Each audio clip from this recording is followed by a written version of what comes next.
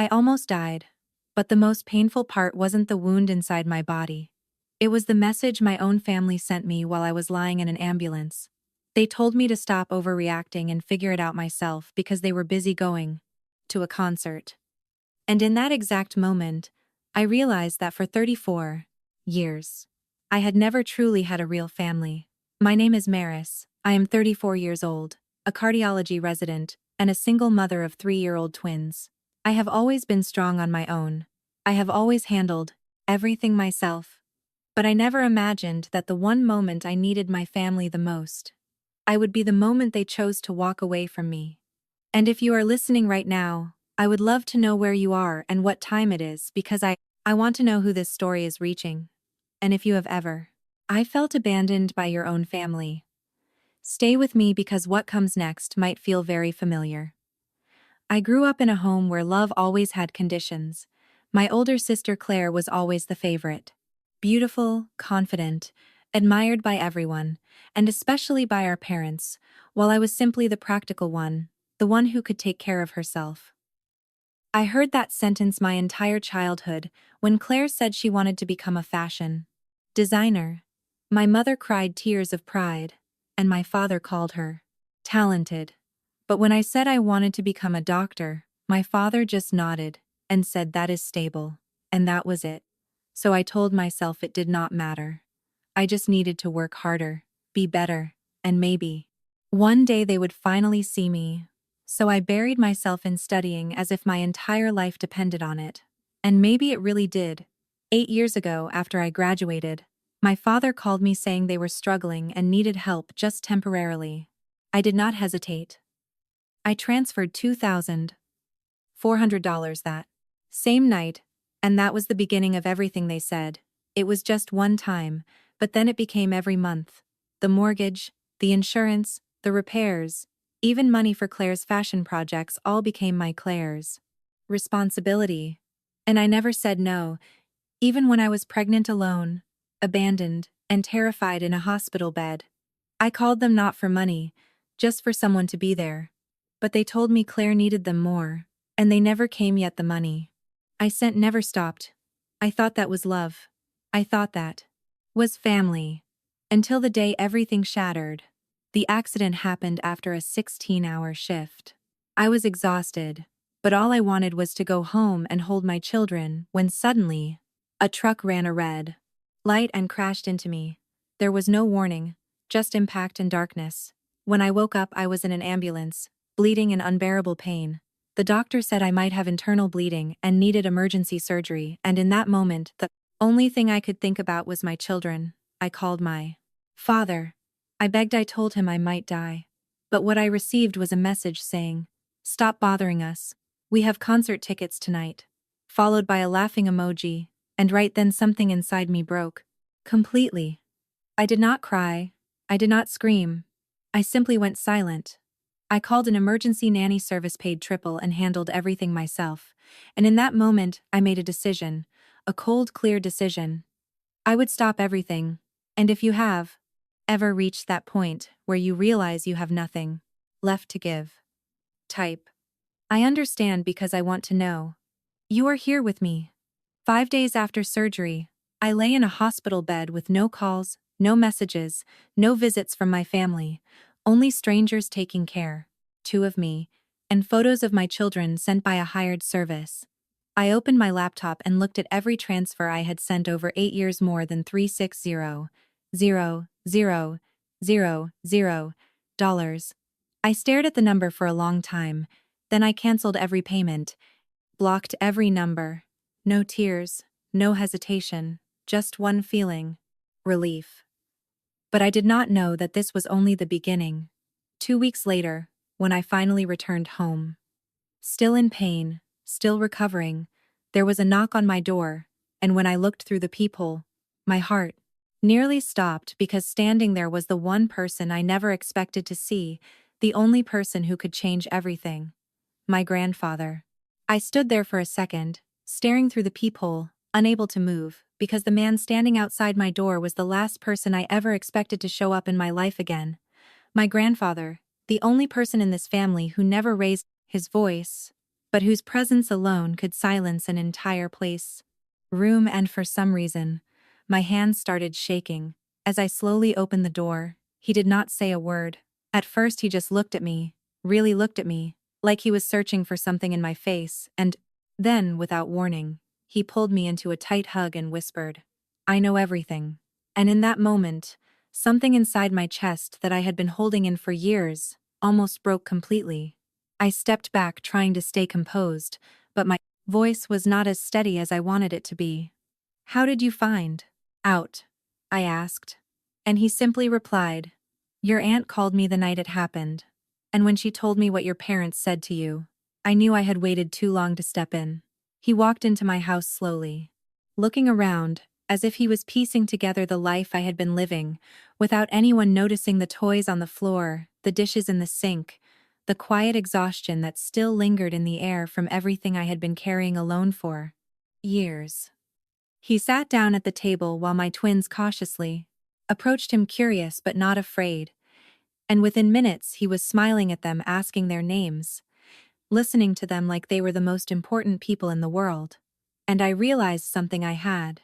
I've never seen my own parents do that with this much patience, this much presence, and it hit me harder than I expected after a few minutes. He turned back to me, and his expression changed, completely serious. Calm and firm. "Do you still have records of the money you sent them?" he asked, and I nodded slowly. "Every transfer, every payment," I said, and he gave a small approving nod. "Good. Then I want you to organize everything, every dollar, every date, because next week at my birthday dinner, the whole family will be there, and the truth needs to be heard." I felt my stomach tighten instantly, not because I did not want the truth to come out, but because I knew what it would mean. It would not just expose what they had done, it would break the image the family had carefully built for years, and I was not sure I was ready for that. "What if they hate me?"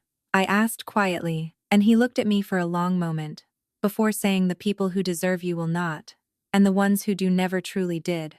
And for the first time in long time, I felt something I had not allowed myself to feel: hope, but it was mixed with fear, because deep down, I knew this was not going to be a quiet conversation, this was going to be a confrontation.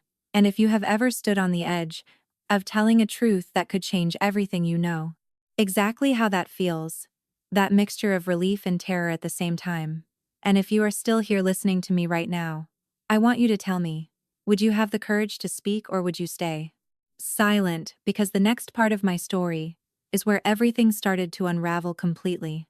The night of my grandfather's birthday arrived faster than I was ready for, and as I sat in the car outside his house with my hands resting on the steering wheel, I realized something my entire life had been leading to this moment: not the accident, not the money, not even the betrayal, but this exact a point where I would have to decide whether I would stay silent like I always had, or finally tell the truth. I glanced in the rearview mirror at Oliver and Sophie sitting in their seats behind me, talking softly, unaware that the next few hours could change everything about the family they were born into, and I took a slow breath before stepping out of the car, holding my bag tightly because inside it was the folder: 8 years of numbers. 8 years of silence. 8 years of being the one who gave everything without ever asking for anything in return. The house was already full of people, laughter, music, glasses, clinking. Everything looked perfect on the surface, like every family gathering I had ever attended. But this time I could feel it beneath the surface. Something waiting, something ready to break. And the moment I walked through the door, the room shifted, not loudly, not dramatically, but just enough for me to notice the way conversations paused, the way eyes followed me, the way whispers started forming quietly in corners. I saw my parents almost immediately standing near the fireplace, looking exactly the same as they always had, confident, composed, untouchable. And for a brief second I wondered if I should turn around, walk out, and pretend none of this was happening. But then I remembered the ambulance, the pain, the message, and the choice had already been made. Claire approached me first. Her smile polished her voice, light as if nothing had ever happened. "Oh, Maris, you came," she said, leaning in, like we were sisters who shared everything. I held her gaze and replied, I almost didn't. Her smile flickered for a moment. Before she recovered quickly, "You look good," she said, glancing at me like she was measuring something. I almost died. I answered calmly, and for a split second, the mask slipped from her face before she turned away, excusing herself into the crowd, like she always did when things became uncomfortable, and that was when I knew. Nothing had changed for her. Not really, and maybe it never. About 20 minutes later, I heard her voice again, but this time it was louder, deliberate enough for others to hear. "I'm really worried about Maris," she said to a group of relatives nearby. Accident affected her more than she admits. She's been saying strange things lately. I felt my body go still, as every word landed exactly where she wanted it to land, creating doubt before I even had a chance to speak. My mother joined in. Her voice, soft, trembling, practiced. "We've tried to help her," she said. "But she cut us off completely. We don't understand what happened to her," and just like that, the story was being rewritten right in front of me.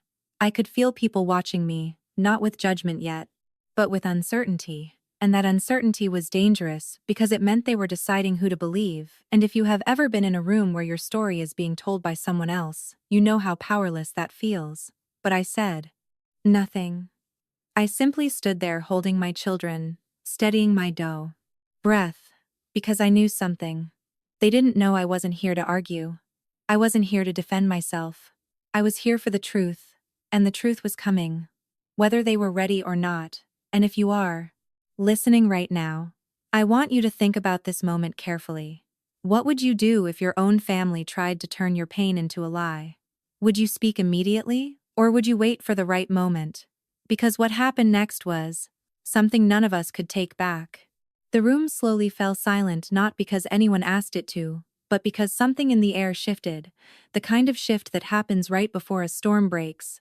And then I saw him, my grandfather, standing near the center of the room, setting his glass down with a calmness that felt almost unsettling. He did not raise his voice, he did not rush, but somehow, every single conversation stopped, every eye turned toward him, and in that moment, the party no longer felt like a celebration, it felt like a courtroom. "Before we continue with the evening," he said evenly, "I would like to say a few words." His tone was controlled, steady, the kind of voice that did not need to demand attention because it naturally commanded it. My father immediately stepped forward, forcing a polite smile. "Dad, maybe this isn't the right time," he said quickly, but my grandfather did not even look at him. "This is exactly the right time," he replied calmly, "because family deserves the truth." And then he turned his gaze directly toward my father, his eyes sharp and unyielding. "Richard," he said, "let me ask you something simple. Who has been paying your mortgage for the past 8 years? The question landed like a shockwave across the room. Conversations that had just started to recover, froze again. My father blinked, clearly caught off guard. "We pay our own mortgage," he answered too quickly, too confidently. And for the first time, I saw something crack in his composure. My grandfather reached into his jacket and pulled out the folder. My folder, the one I had handed him days earlier, and held it up slightly because according to these records, he continued calmly, "Someone else has been paying $2,400 every month for 96 months straight." A ripple, kind of whispers spread across the room. People leaned closer, eyes shifting between my father and the folder. "That's not what it looks like," my mother said quickly, her voice tight. But my grandfather did not pause. He opened the folder slowly, deliberately turning the pages, as if he were presenting evidence in court. "Mortgage payments," he said, clearly. $230,000 insurance premiums, $76,000, emergency expenses, and additional support over $40,000. And then he closed the folder and looked around the room. "The total amount is approximately $360,000. And suddenly the room was no longer quiet. It was heavy, the kind of silence that presses against your chest. My father's face had gone pale. My mother looked like she might collapse, and Claire stood frozen, her confidence completely gone. And then my grandfather spoke again, but this time his voice softened just slightly. "I am not here to accuse," he said. "I am simply presenting facts, and facts speak for themselves. He paused, letting Hubad, in the weight of his words, settle before continuing. Now I have another question. He looked directly at my parents during those 8 years. How many times did you thank her? No answer. How many times did you thank her? Show up when she needed you. Silence again. How many times did you choose her? The question hung in the air unanswered because everyone in that room already knew the truth, and then without raising his voice, my grandfather delivered the final blow. 2 months ago Maris was in a serious accident, he said. Slowly, she was bleeding internally and needed emergency surgery, and from the ambulance, she called her parents asking for help with her children. He took out his phone and looked down at the screen. Before reading the message aloud, "You've always been a burden, and figure it out yourself. We have plans tonight." And the moment those words echoed through the room, everything shattered. Gasps filled the air. Someone whispered, "That can't be real." But no one could deny it, because the truth has a way of making itself undeniable. My mother began to cry, not the controlled tears from earlier, but something raw and panicked. My father tried to speak, but no words came out, and Claire looked around desperately, as if the Plera, searching for someone, anyone to support her version of the story. But no one moved. People stepped back quietly, almost instinctively creating space between themselves and the lie that had just been exposed. And if you are still listening, right now I want you to feel this moment, because this is what truth looks like when it finally stands in the open. It is not loud, it is not dramatic, it is simply undeniable, and once it is seen, it can never be unseen. For a few seconds, no one moved, no one spoke. The truth had already been laid out in front of everyone, but something inside me told me this was not the end of it. This was only the beginning, and before I even realized it, I stepped forward.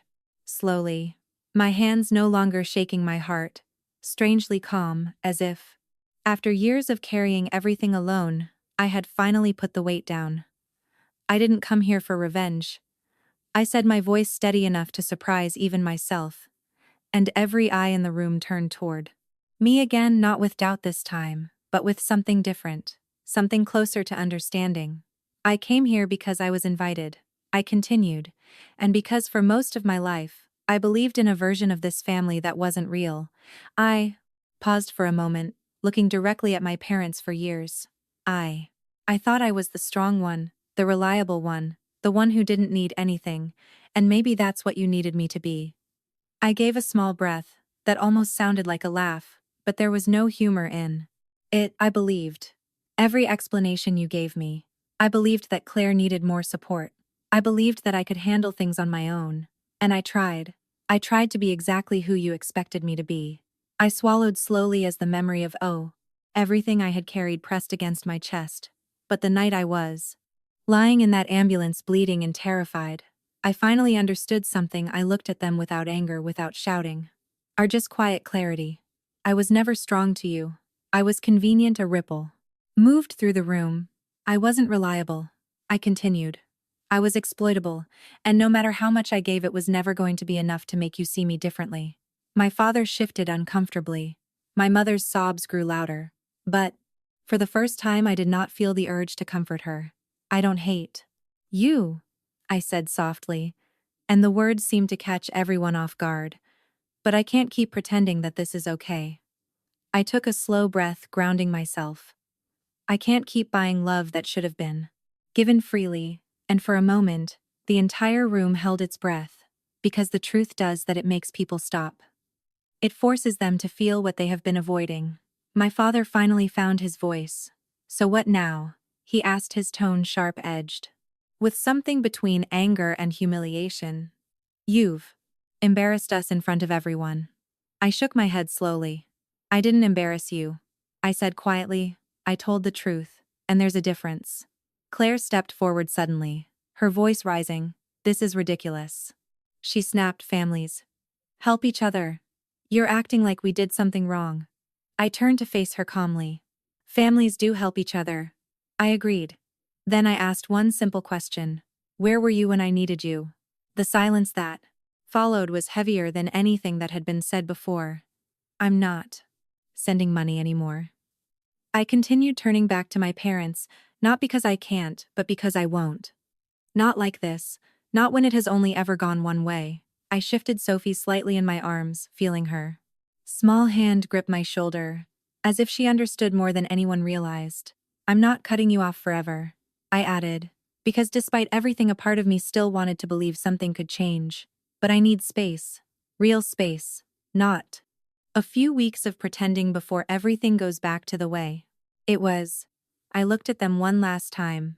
If one day you can truly understand what you've done, maybe we can rebuild something, but until then, I'm choosing myself, and in that moment, I knew there was no is going back, not to the version of me that kept giving, not to the silence that kept everything hidden.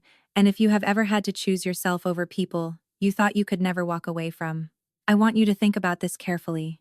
Because that choice, while painful, might be the most important one you ever make.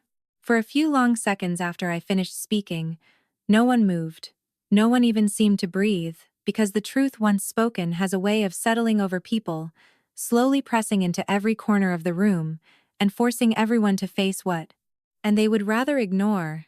And then, almost quietly, it began, not with shouting, not with drama, but with distance.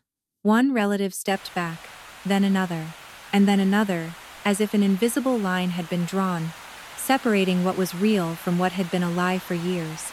My father stood frozen in place, his mouth slightly open as if he was still trying to find words that no longer existed. My mother was crying uncontrollably. Now, not the kind of tears meant to gain sympathy, but something deeper, something closer to panic, because for the first time, there was no one rushing to comfort her, no one stepping forward to defend her version of the story. Claire looked around the room, her eyes searching for support, for validation, for someone to agree with her, but the room had an end of sense story already shifted, and she could feel it just like I could. People were not looking at her the same way anymore. They were not looking at any of them the same way anymore. An uncle near the back finally spoke, his voice low but heavy. Jesus. Richard, he said slowly, all this time you were living off your own daughter, and calling her a burden. The words landed harder than anything I could have said myself, because they were not coming from me. They were coming from someone who had just witnessed the truth unfold in real time. My father tried to respond, but his voice broke halfway through. We never meant it like that, he said weakly, but even he didn't sound convinced. My grandfather remained standing calm, composed, watching everything, without needing to add another word, because his job was done. The truth I had already spoken, and it was louder than any argument ever could be. I stood there holding my children, feeling something unfamiliar and settle inside me. Not anger, not sadness, but something quieter, something steadier. Freedom. It didn't come with relief the way I expected. It came with clarity, the kind that changes how you see everything and everyone around you. And if you have ever reached a point where you finally stop carrying what was never yours to carry, you know that feeling. It is not dramatic, it is not loud. It is simply a quiet release, as if something heavy has finally been set down after years of holding it alone. My mother took a step toward me, her hands trembling. Maris, please, she said, her voice breaking. We can fix this. We can talk. I looked at her for a moment, really looked at her, and for the first time, I did not feel responsible for her emotions. I'm not fixing this tonight, I replied gently, and that sentence alone seemed to hit her harder than anything else, because it meant control was gone. The version of me that always gave in, that always made things easier for them, was gone, and there was nothing they could do to bring her back. My father turned away, unable to meet anyone's eyes anymore, and one by one, people stopped speaking to them, not out of cruelty, but because there was nothing left to say. When the truth becomes that clear, words lose their purpose within minutes.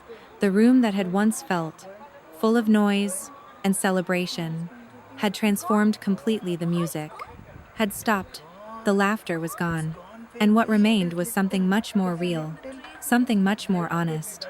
And as I turned toward the door, holding Oliver and Sophie close, I knew this moment would follow all of us, long after this night ended, because some truths once revealed do not disappear. They reshape everything.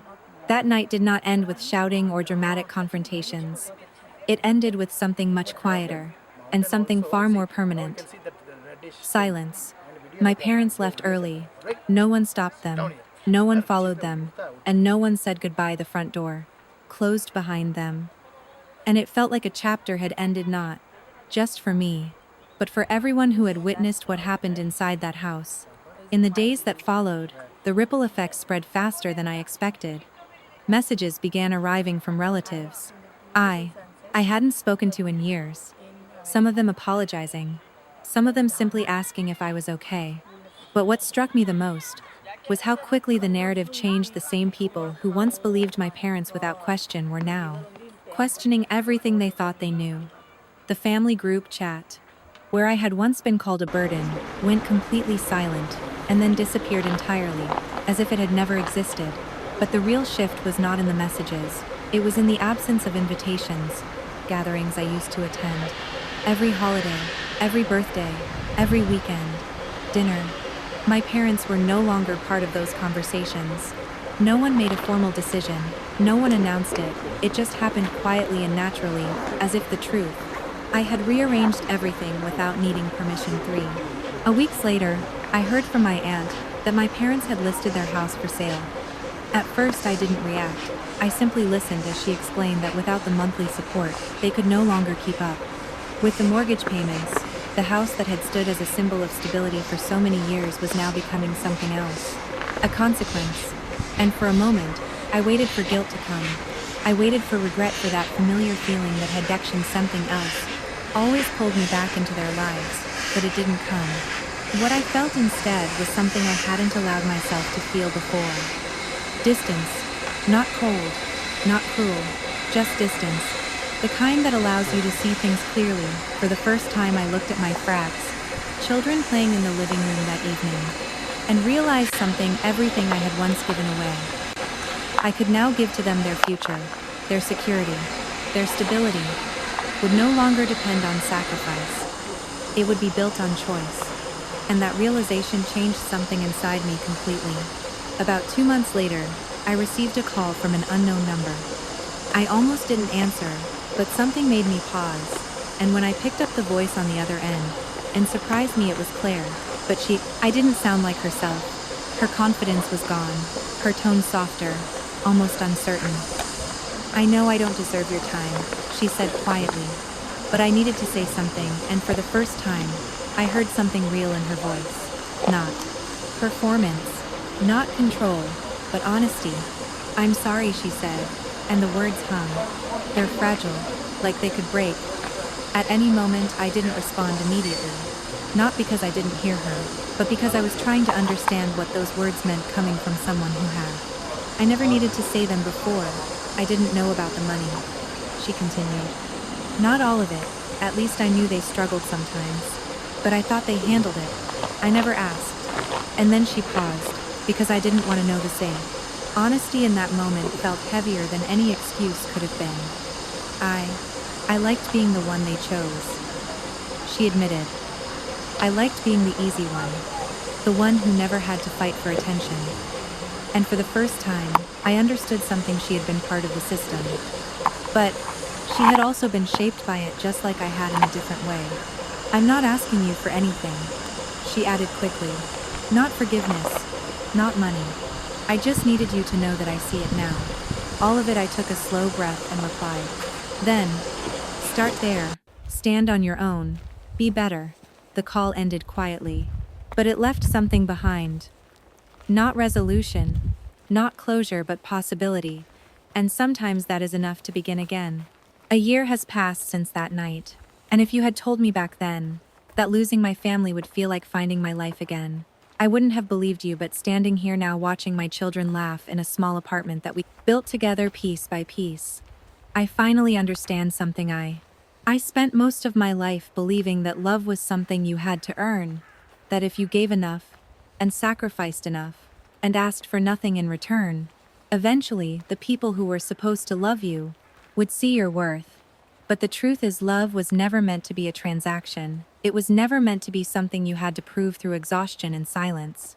Real love shows up when you need it most, not when it's convenient, not when it benefits someone else, but when it matters, and I didn't lose everything that night. I lost the illusion of a family that only existed as long as I kept giving. Without question, what I gained was something much more real: the ability to choose where my energy goes, the freedom to build a life where my children will never have to question their worth, and the strength to finally understand that boundaries are not betrayal, they are protection. My parents and I still don't speak, not because I hate them, but because I finally learned that distance is sometimes the only way to heal. And Claire, she is trying in her own way. Not perfect, not complete, but trying. And maybe that's enough for now. Maybe healing doesn't always come as a dramatic reunion. Maybe sometimes it comes quietly in the form of change, growth, and accountability. And if you are listening to this right now, I want you to ask yourself one question. Are you holding on to something that is slowly breaking you because you are afraid to let it go? Because sometimes the hardest decision you will ever make is the one that finally sets you free. If this story made you feel something even for a moment, I want to hear from you. Where are you listening from, and what would you have done in my place? Your voice matters more than you think. And your story might help someone else find their own strength. And if you believe that family should be built on love, respect, and truth, not obligation, then stay with this channel, because there are many more stories waiting to be told. Stories that might just help someone, somewhere, choose themselves for the first time. There are things no one tells you about choosing yourself for the first time, because the moment you finally walk away from what has been hurting you for years, you expect to feel instant relief. You expect peace to rush in like a wave, washing everything clean, but that is not how it happens, at least not for me. The first few weeks after everything settled were strangely quiet. Not peaceful, just quiet. Like the kind of silence that comes after a storm when the damage is still there, but the noise is gone. I would wake up in the middle of the night, sometimes my body still remembering what it felt like to always be on edge, always waiting for the next call, the next request, the next moment, where I would have to give more than I had, and it. I took time to understand that no one was going to ask anymore. No one was going to call me in the middle of the night with another emergency that somehow always became my responsibility. And in that silence, I started to notice things about myself that I had ignored for years. I noticed how tired I was, not physically, but emotionally. The kind of tired that builds slowly over time when you keep showing up for people who never show up for you. I noticed how often I had minimized my own pain, telling in myself it was not that bad, that other people had it worse, that I was strong enough to handle it, and maybe I was, but being strong should not mean being alone all the time. And one night, while I was sitting at the kitchen table after putting Oliver and Sophie to bed, I opened my laptop again, not to look at old payments, not to revisit the past, but to do something I had never done before. I started planning my life without them. Not out of anger, not out of revenge, but out of necessity. I created a budget one, that did not include supporting 2 adults who had never supported me, one that focused entirely on what my children needed and what I needed to finally feel stable. And for the first time, the numbers made sense, not because I had more money, but because I finally had control, and that control changed everything slowly. I began to build routines, small ones at first, like taking the kids to the park every Sunday morning, cooking dinner without rushing, checking in with myself at the end of the crudies day, asking a simple question, am I okay? And sometimes the answer was yes. Sometimes it was no. But for the first time, I allowed myself to answer honestly without guilt, without pressure to pretend everything was fine, and that honesty became the foundation for everything that came next. Months passed, and life did not suddenly become perfect. There were still hard days, moments where memories would come back unexpectedly, moments where I would question if I had done the right thing, moments where guilt would try to creep in quietly, reminding me of everything I had been taught about family, about obligation, about sacrifice. But each time I felt that, I reminded myself of one simple truth: love should not hurt like that. Love should not make you feel invisible. And slowly those moments became less frequent, not because the past disappeared, but because it no longer controlled me, and then something unexpected happened. My relationship with my children began to change not because I loved them more, but because I was finally present in a way I had never been. Before, I was not distracted by stress, not overwhelmed by responsibilities that were never mine to begin with. I was there fully, and I saw things I had missed before, the way Oliver concentrated when he was building something, the way Sophie laughed at the smallest things, the way they both looked at me as if I was their entire world. And that realization hit me harder than anything else had, because for so long I had been trying to earn love from people who could not give it, while two small people had. I'd been giving it to me freely every single day, and I had almost missed it. And if you are listening right now, I want you to pause for a moment and think about where your energy is going. Who are you giving your time, your attention, your love to? And are they giving it back? Or are you slowly losing yourself trying to be enough for people who will never see you? And I am not saying walking away is easy. It is not. I am not saying it will solve everything. It won't.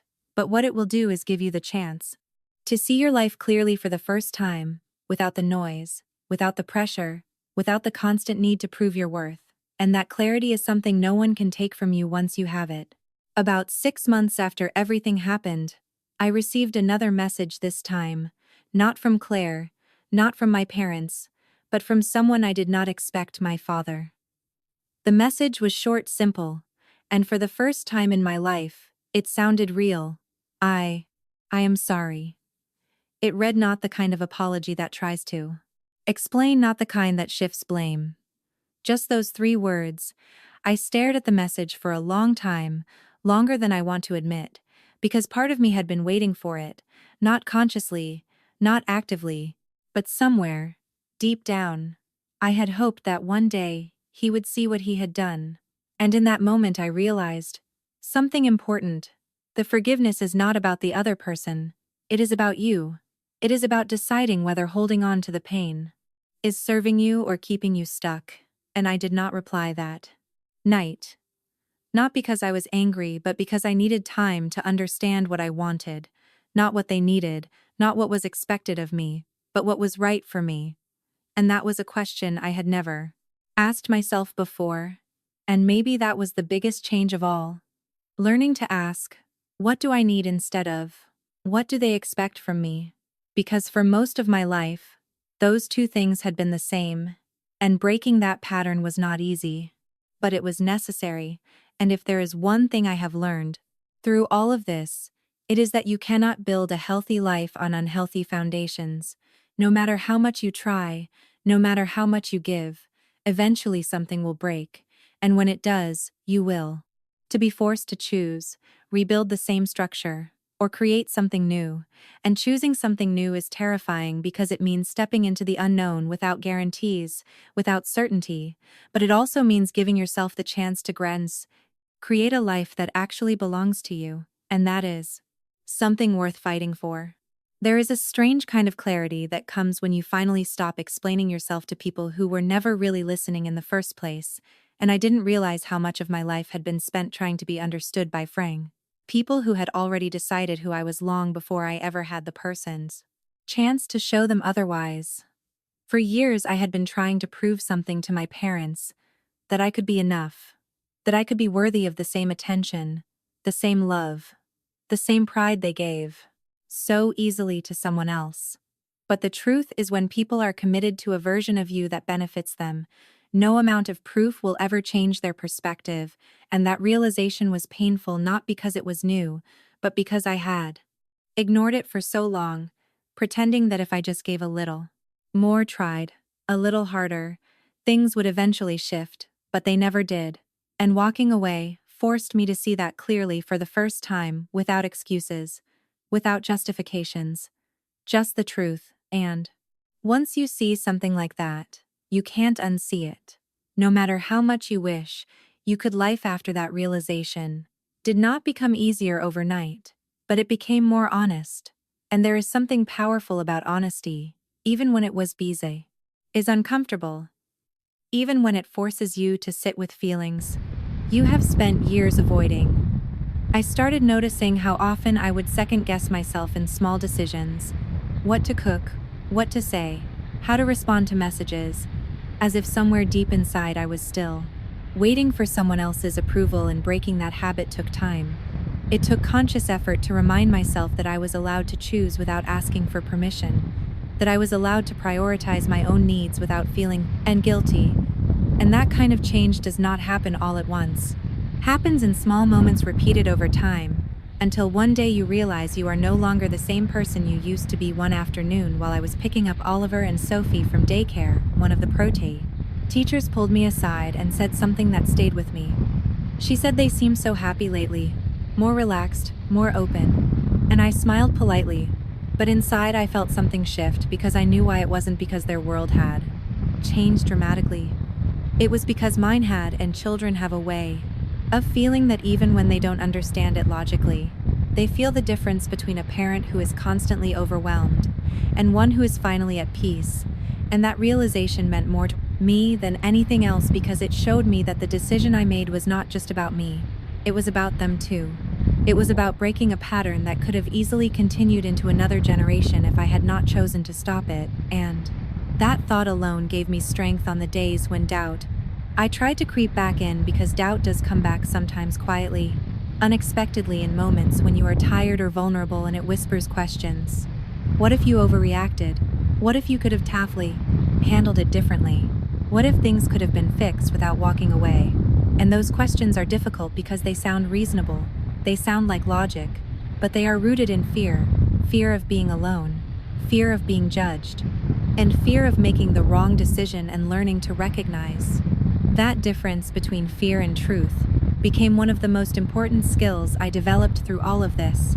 Because not every thought deserves your trust, and not every feeling deserves to guide your actions. Sometimes you have to step back and ask yourself, is this coming from who I used to be or who I am becoming? And that question alone has the power to change everything. A few weeks after my father's message, I finally replied, not with a long explanation, not with a list of conditions, just a simple sentence: I need time and space, and if you are serious about your apology, you will respect that. And for the first time in my life, I set a boundary without feeling the need to soften it or explain it away. And that boundary held. He did not call again, he did not push. He simply responded with, I understand, and maybe that was the beginning of something new. Not reconciliation, not yet, but respect. And sometimes that is where healing starts, not with grand gestures, but with small, consistent changes that prove someone is willing to do things differently. And I don't know what the future holds for my relationship with my parents. Maybe one day we will sit down and talk openly about everything. Maybe there will be accountability. Maybe there will be understanding, or maybe there won't. And I have learned to be okay with both possibilities, because my life no longer depends on that outcome. My peace no longer relies on whether someone else chooses to change.